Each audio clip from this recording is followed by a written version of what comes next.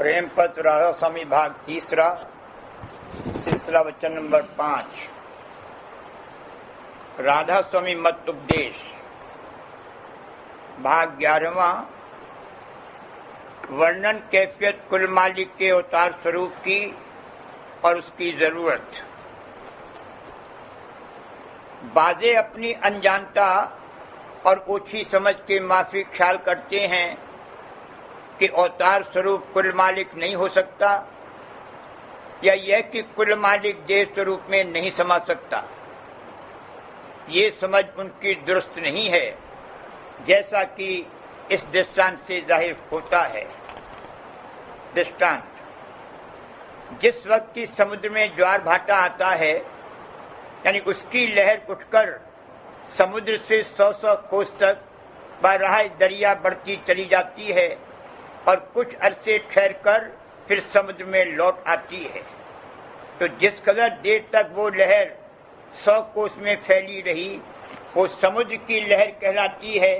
यानी खुद समुद्र वहां मौजूद है और अपने स्वरूप और अपने समुद्र रूप से, जो कि बहुत बड़े हिस्से जमीन को घेरे हुए है, जुदा नहीं और सिमट कर फिर वही समुद्र रूप हो जाती है।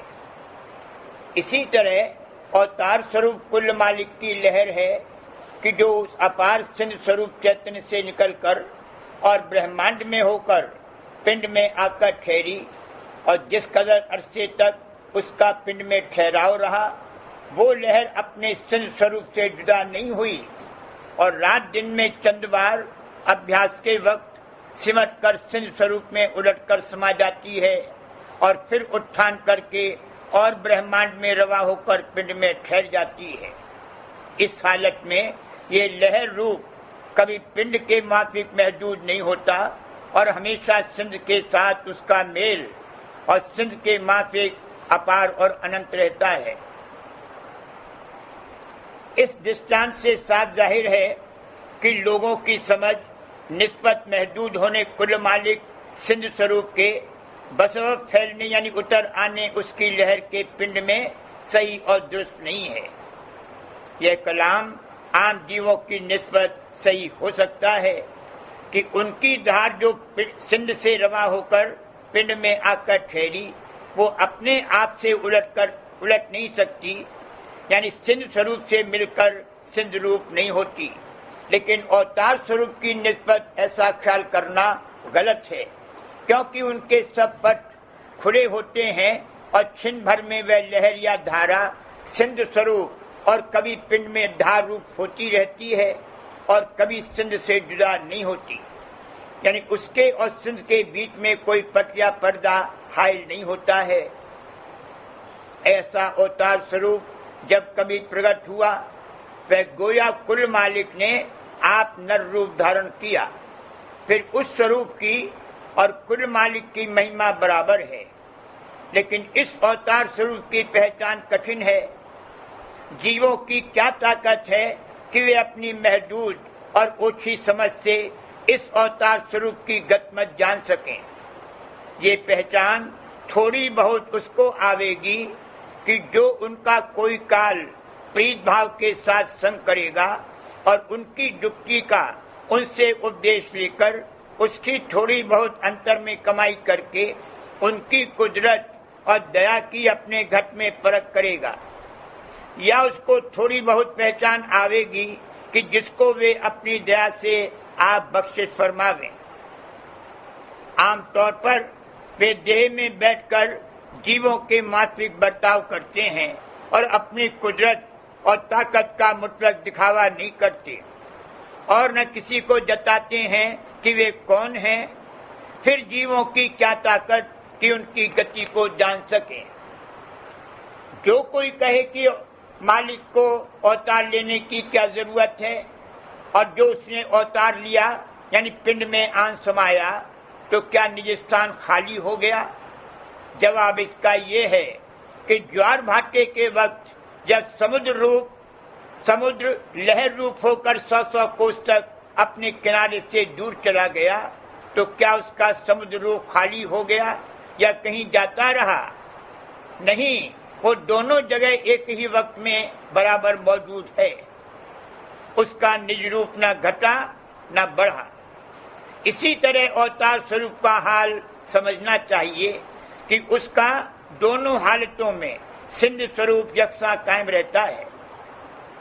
और अवतार स्वरूप की जरूरत की वजह यह है कि कुल मालिक का निज भेद कोई नहीं जान सकता जब तक कि वह आप न जनावे। और जो भक्ति रीत कि उस मालिक ने संत रूप धरकर आप जारी फरमाई, उससे भी सब जीव बेखबर हैं। वह रीत भी वह आप ही जारी फरमाता है। और जो कि निज रूप से ये कार्रवाई दुरुस्त नहीं हो सकती, यानी उसकी अंतरी हिदायत और उपदेश को कोई नहीं सुन सकता है या समझ सकता है, और न जीव को ये खबर पड़ सकती है कि अंतर में कौन बोलता है, और न किसी वचन की बगैर पहले उपदेश और हिदायत जाहिरी स्वरूप से पाने के समझ आ सकती है। क्योंकि जितने मत दुनिया में जारी हैं, उनके आचार्य टटोलवा चले, यानी वे निज भेद से उस स्थान और उसके धनी के जहां तक कि उनकी पहुंच हुई वाकिफ न थे। दुनिया में पैदा होकर और भेदी यानी गुरु से मिलकर उनको खबर पड़ी, और फिर अभ्यास करके और मन माया के बहुत से झकोले खाकर उनको उस पद की प्राप्ति हुई। तब उन्होंने उसी पद की भक्ति और पूजा या उनके ज्ञान यानी समझ बूझ का अपने साथियों को, जिन्होंने उनका वचन माना, उपदेश किया। और कुल मालिक राधा स्वामी जाल का देश और भेद किसी ने न जाना, क्योंकि सर्वमतों के आचार्य किसी न किसी स्थान पर माया की हद में रहे। और सत्य पुरुष राधा स्वामी जाल का भेद और देश का हाल और वहां पहुंचने का तरीका कुल मालिक राधा स्वामी जाल ने आप इस दुनिया में अवतार स्वरूप धरकर प्रकट किया। और जिन जीवों ने उनका वचन माना, उनको अपने चरणों की भक्ति की रीत समझाई और उसकी कार्रवाई आप करवाई, और अपने चरणों के प्रेम की दात बख्शी। जीवों की सूरत यानी रूह इस कदर पिंड में नीचे उतर गई है कि वे कुल मालिक के निज रूप का वचन नहीं सुन सकते और न समझ सकते हैं। और जो फर्ज किया कि किसी तरह से कोई वचन उतरकर सुनाया भी जावे, तो उसमें अनेक तरह के संशय और भ्रम पैदा करके उसकी प्रतीत नहीं करते और न उसके माफी कार्रवाई करने को तैयार हो सकते हैं।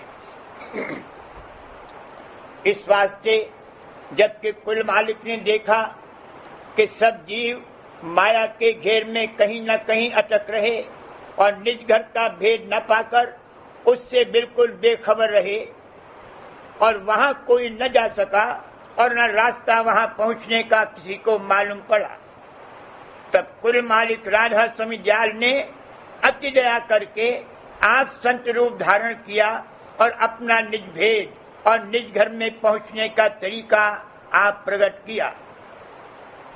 अब जीवों को चाहिए कि राधा स्वामी जाल के वाणी और वचन को अच्छी तरह समझकर माने और उसके माफिक अभ्यास शुरू करें, और चरणों में नित्य सत्संग और अभ्यास करके प्रीत और प्रतीत बढ़ाते रहें।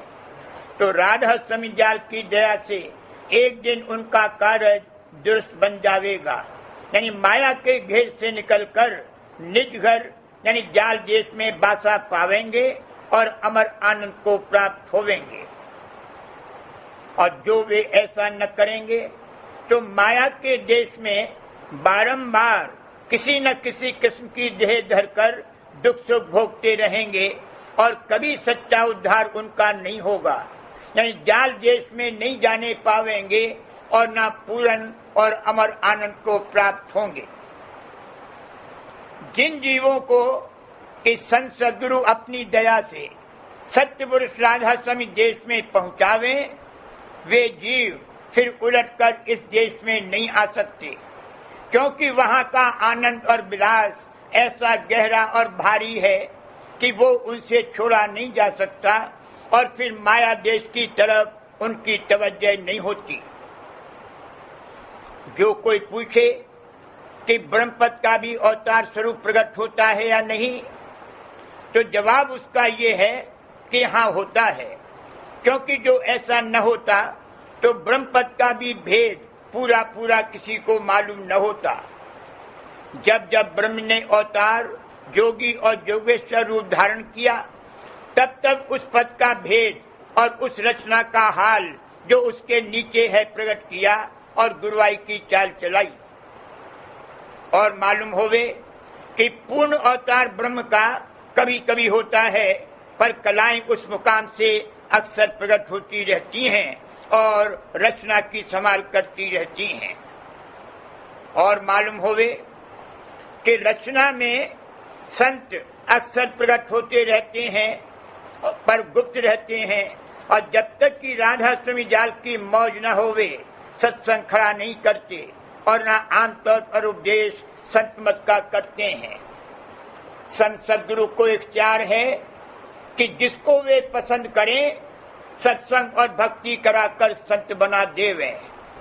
जिस पर ऐसी कृपा होवे वही जीव बड़भागी है।